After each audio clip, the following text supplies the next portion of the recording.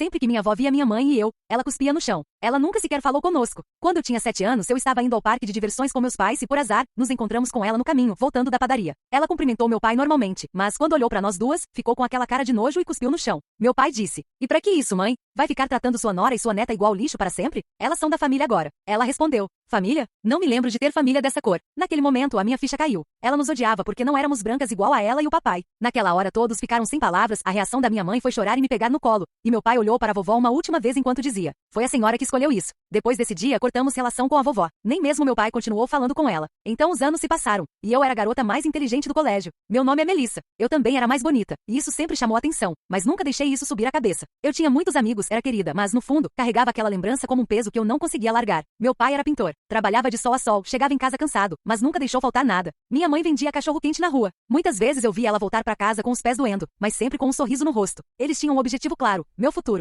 Durante 13 anos de escola, eles juntaram cada centavo que podiam. Abriram mão de muita coisa. Tudo para que eu tivesse uma chance que eles nunca tiveram: cursar medicina. E eu não decepcionei. Passei. Foram anos difíceis, madrugadas estudando, mas eu fui até o fim. Me formei médica cirurgiã geral. Mesmo podendo ir para hospitais privados, eu escolhi a rede pública. Eu queria ajudar pessoas que, assim como a minha família, nunca tiveram muito. 2 anos se passaram. Eu já estava acostumada com a correria dos plantões, com a pressão e com decisões rápidas. Até que em uma noite trouxeram uma senhora em parada cardíaca. Era grave, muito grave. A equipe se mobilizou imediatamente e eu assumi o caso. Começamos os procedimentos. Compressões, medicações, tudo no tempo certo. Cada segundo contava. E no meio daquele caos, eu olhei pro rosto dela. Tinha algo ali, algo familiar, mas não dava tempo de pensar. Eu continuei, focada, precisa, até que conseguimos. O coração voltou a bater. A paciente foi estabilizada. Depois disso, seguimos com os exames. O quadro ainda era delicado. E então veio o diagnóstico: insuficiência renal grave. Ela precisava de um transplante de rim com urgência. Era questão de tempo. Precisávamos entrar em contato com a família. Peguei os documentos dela para fazer o protocolo, e quando li o nome, meu corpo gelou. Era ela, a minha avó, a mesma que cuspia no chão quando nos via. A mesma que disse que não tinha família daquela cor. Naquele momento, tudo voltou. Cada lembrança, cada sensação. Mas eu estava ali como médica. Respirei fundo e liguei para os meus pais. Expliquei a situação. Eles chegaram ao hospital algum tempo depois. Minha mãe estava apreensiva. Meu pai, em silêncio. Expliquei sobre o transplante.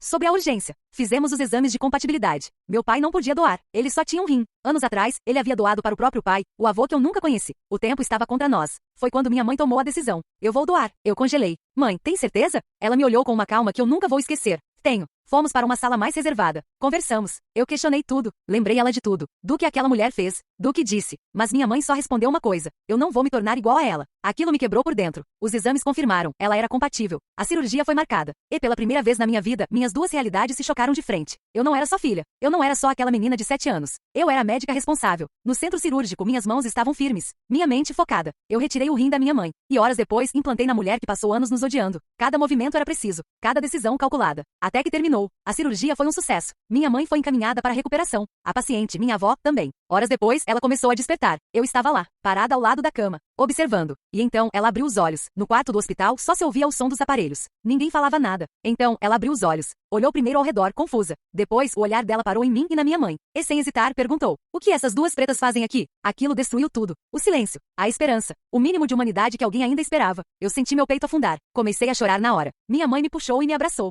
Meu pai não aguentou. "Meu Deus, mãe, você continua com essa mentalidade ridícula? Saiba que elas salvaram sua vida. A Andressa doou o rim pra você. E a Melissa fez sua cirurgia." Ela arregalou os olhos em choque, mas não era gratidão. "Ah, meu Deus, eu tenho um órgão de preto dentro de mim agora? Eu não pedi nada disso. Se eu soubesse que seria assim, eu preferia morrer." Minha mãe começou a chorar. E eu nunca tinha visto minha mãe chorar daquele jeito. Meu pai também desabou. A gente saiu do quarto. Mas antes da porta fechar, ainda deu pra ouvir ela gritando: "Vão embora. E você, Júnior, é tão imundo quanto elas. Sempre te avisei pra não se envolver com gente dessa cor. Agora eu tenho um pedaço deles dentro de mim por sua culpa." Meu pai parou no meio do corredor, virou de costas pra porta e falou com a voz quebrada: "Você não é mais minha mãe." Aquilo foi o fim. A gente ficou ali no corredor, destruído. Depois de um tempo, meu pai virou pra minha mãe: "Me desculpa, amor, você doou um rim pra alguém que não merece." Minha mãe não conseguiu responder. Então fui eu que abracei ela. "O que você fez não foi errado, mãe, você salvou uma vida. Isso diz mais sobre você do que sobre ela. E você vai viver normalmente com um rim só, eu prometo." Ela me abraçou forte. Respirei fundo e disse: "Eu preciso terminar meu plantão." Eles disseram que iam embora, mas meu pai ainda perguntou: "Você vai continuar cuidando dela?" Eu balancei a cabeça. "Não, agora é mais com os enfermeiros. O médico só precisa ir algumas vezes por dia, mas eu não consigo mais. Vou pedir para trocar com outro colega. Eu não quero mais ver aquela mulher." Eles entenderam. Eu fui direto falar com Matias. A gente já era próximo, mas naquele dia eu contei tudo, desde quando eu tinha 7 anos. Tudo. Foram quase 30 minutos. Quando terminei, ele estava chorando. Ele me abraçou e disse: "Vai ser difícil olhar para ela sabendo disso, mas eu faço isso por você. Você não precisa passar por isso." E a partir daquele dia, foi assim. Eu fazia meu trabalho, sem chegar perto dela. O Matias assumiu essa parte. A gente nunca mais tocou no assunto. Meus pais também não queriam mais saber dela. Os dias foram passando. Curativos, medicações, recuperação, tudo dentro do esperado. Até o dia de tirar os pontos. A enfermeira fez tudo normalmente. Até elogiou ela. Você colaborou bastante, ficou bem quietinha. Mas ela estava quieta demais. E não era por colaboração. Era outra coisa. Ela estava olhando fixamente pro bisturi na mão da enfermeira. A enfermeira terminou e disse: pronto, vou só pegar uma gaze que esqueci ali. E saiu. Demorou mais do que devia. Cerca de 20 minutos. E foi tempo suficiente. Quando ela voltou, o grito dela ecoou pelo hospital inteiro. A minha avó tinha pego o bisturi e aberto a própria barriga, tentando tirar o rim. Por causa dos analgésicos, ela sentia menos dor. Mas aquilo era impossível de dar certo. Foi desespero, loucura, ódio. Chamaram o Matias na hora. Levaram ela às pressas pro centro cirúrgico. Mas quando chegaram lá, ela já estava inconsciente. Tentaram reanimar. Desfibrilador, procedimentos, tudo. Mas não adiantou. Ela morreu, por puro preconceito. O Matias saiu da sala em choque. Veio falar comigo. Quando ele me contou, eu não consegui reagir. Era como se tudo tivesse ficado vazio. Depois fui contar pros meus pais. Eles ficaram em silêncio. Meu pai só disse: e o que você se tornou, mãe? O corpo foi liberado. Meu pai decidiu enterrar. Sem velório. Sem ninguém. E ali, aquela história acabou. Mas, de alguma forma, também começou outra. O caso se espalhou pela cidade. A história da mulher que tentou arrancar o próprio rim virou notícia. O Matias deu entrevista. Falou sobre o caso. Sobre mim. Sobre minha mãe. Depois disso, um repórter entrou em contato comigo. E pela primeira vez, eu contei tudo. Desde os meus 7 anos, até aquele dia. O vídeo se espalhou. E sem eu esperar, minha vida mudou. As pessoas começaram a me reconhecer. A me procurar. Eu virei uma voz.